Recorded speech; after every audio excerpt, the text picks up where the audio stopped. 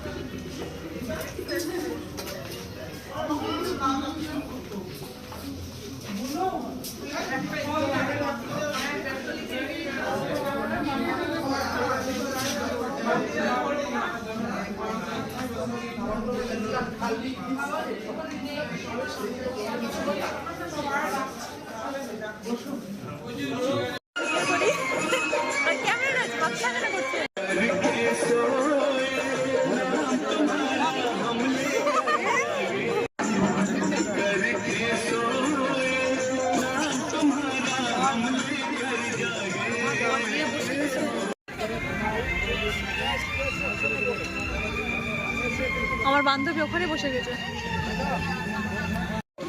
সামনে front camera. আমরা এখন খেতে বসেছি। স্টার্টার আমরা কোনো কিছুই খাইনি, কারণ আগে তো লেটে এসেছি, তার মধ্যে প্রচণ্ড ভিড়। ওই জন্য আমরা আগে খেতে বসে গেছি, আগে খাবার খাবো, তারপর আমরা স্টার্টার খাবো। স্টার্টারের মধ্যে অনেক কিছু আইটেম রেখেছে, পাকোড়া আছে, ফুচকা আছে, কফি আছে, কিন্তু আমরা কিছু খাইনি। আমরা আগে ডিনার করবো, তারপরে খাবো স্টার্টার। এখানে বসেছি আমি আর মিস্টার শেখ, পিছনে বসেছে আমার কাকু, আর আমার বান্ধবী বসেছে ওই শেষ মাথা। এই মুনমুন, এই মুনমুন, শুনতে পাচ্ছি না। আমার বেস্ট ফ্রেন্ড বসেছে আমার 1 কিলোমিটার দূরে।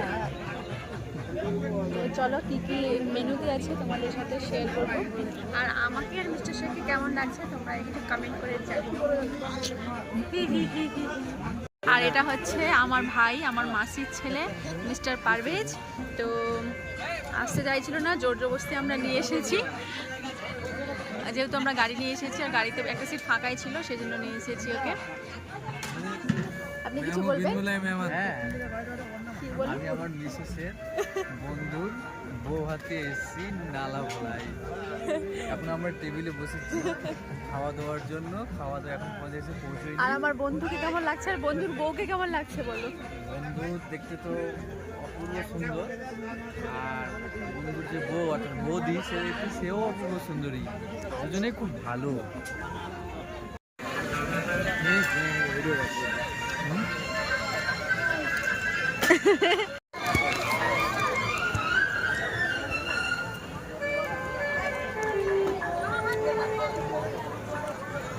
আরে আরে ভিডিও করলাম, কেমন লাগছে?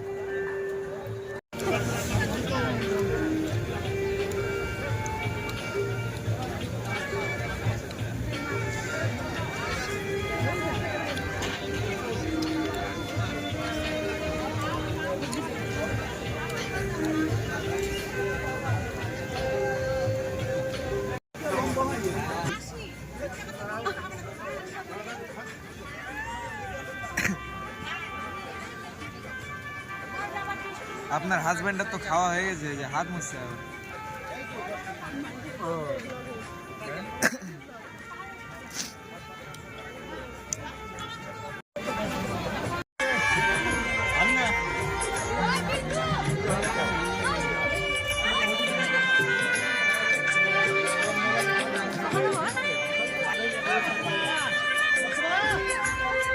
হ্যালো গাইস, এই হ্যালো গাইস।